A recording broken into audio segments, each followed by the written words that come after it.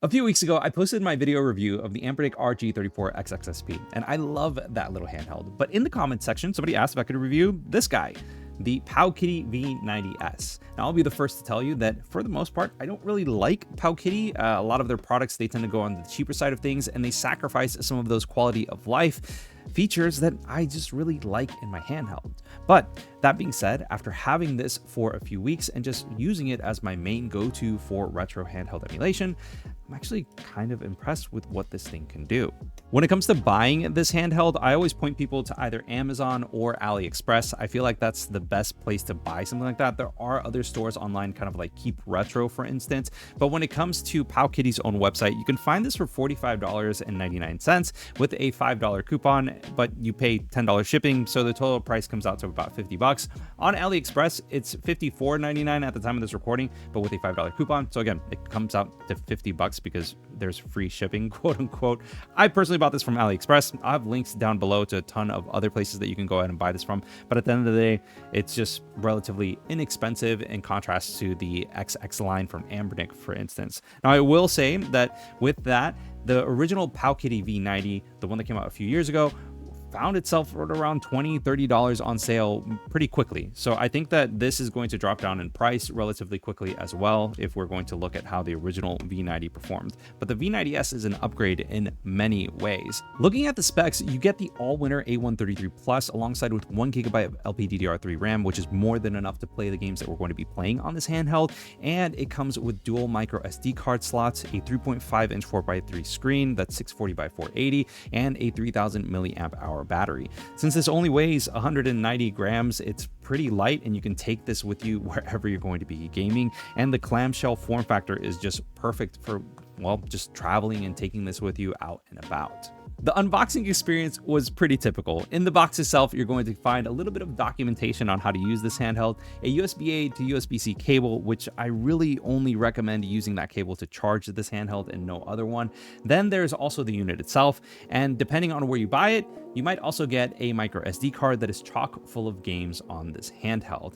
Now, depending on where you buy it, there are also different color options that are available. There's the black transparent one, which is the one that I have right here. There's also a yellow version, a gray version, and also a red version as well.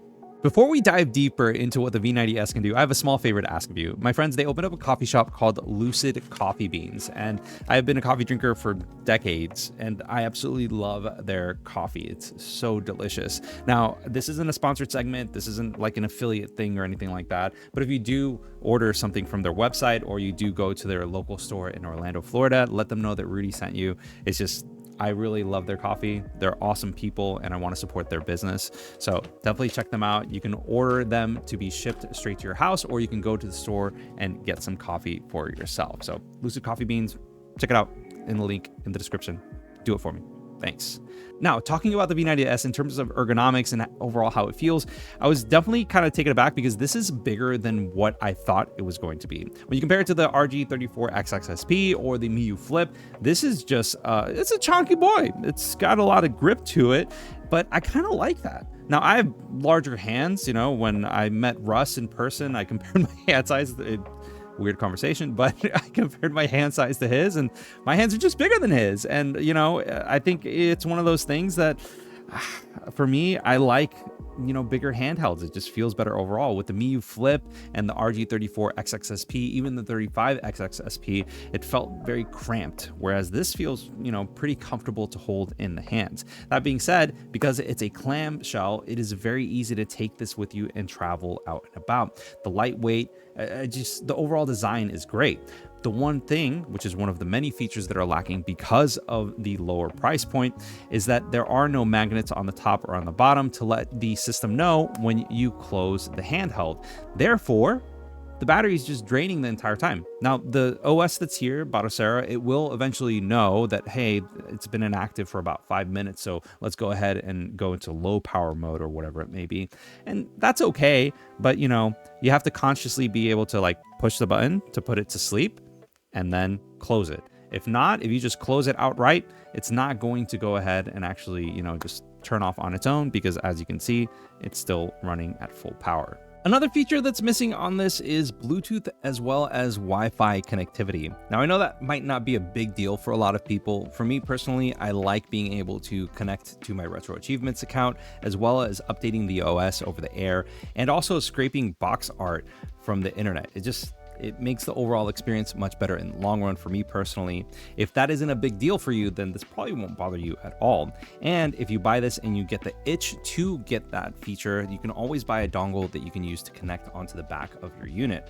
And using that OTG port on the back, you can pretty much get all of those features with a cheap USB dongle. I'll have one linked in the description below that I have. I don't have it here with me because I'm traveling, so I'm not able to test it, but the one that I normally use to test these units is at home, and I'll have it. I use it all the time.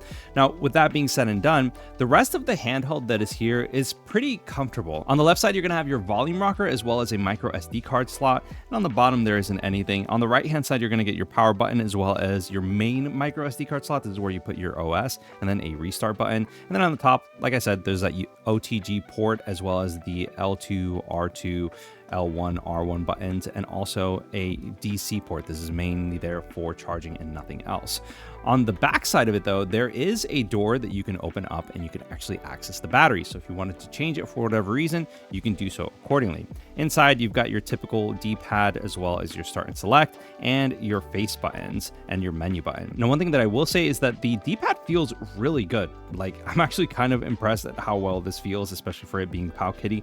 Now, when it comes to the face buttons, they feel very soft. Like, there's almost very little clickiness to it. It's a rubber membrane, so it feels really nice. The only thing is that if you push too hard, you can feel that it almost bottoms out.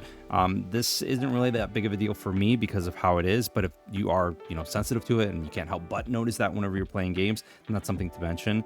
Now, the opposite of that rubber membrane is the clickiness of the start and select buttons as well as the menu buttons. It's so dang clicky. The same can be said for the L2 and R2, and then the R1 and L1 are different. Like, so different. It's so odd that they decided to go to two different types of switches for the triggers themselves. But overall, it's nice. There is a small speaker that's on the front that's pretty cool, and you can see the A133 chip from the outside looking in with this black transparent coat that's here. It's just super cool. I really like the way that it looks. I know that there are some people that are interested in how well this Hinge actually holds up, and in terms of overall feel, it's actually pretty comfortable. Now, there is only one angle that you can actually use with this Hinge, but because there are 2 points that are here and the overall feel of it, it feels like it's pretty sturdy. It lacks that clickiness that the Miu Flip has. So I feel like this is much more sturdy and overall just a better Hinge in contrast to the Miu Flip. Now, in comparison to the 35XXSP or the 34XXSP, both feel fine in contrast to this. This is just, I don't know, it feels pretty smooth for what it can get, and there's even a little bit of give on like the larger angle that's there, so you'll be able to use it without any issues at all. Playing on the V90S is something else, especially with the stock OS. Now, the stock OS that comes on here, normally whenever I'm playing games, I want to have everything mapped out, specifically so that I can use RetroArch to the best of my ability. And typically that's all tied to shortcuts with the center menu button. But instead, Powkiddy decided to get select as the hotkey and, kind of have this menu button as like a non-existent thing. And it kind of just doesn't make any sense to have it there in the first place. Now, games do run okay. They run fine, but there are better ways to get things done. And if you want to get the best experience on this handheld, I would recommend getting a custom firmware. The custom firmware that I decided to check out was Knulli, and it is an alpha build for the V90S. So in order to get access to that, you do have to support the developers that are there using their Ko-Fi page. I'll have a link down in the description below.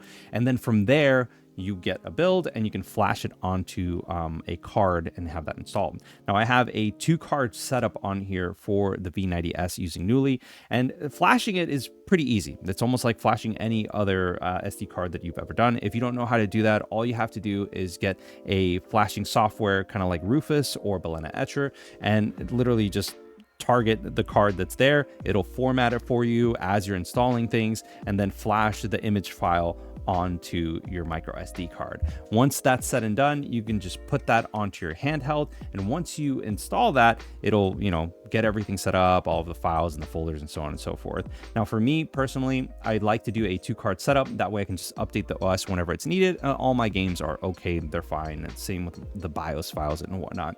In order to do that, all you have to do is go into the main menu settings, from there, system settings, and go all the way down until you read the storage device.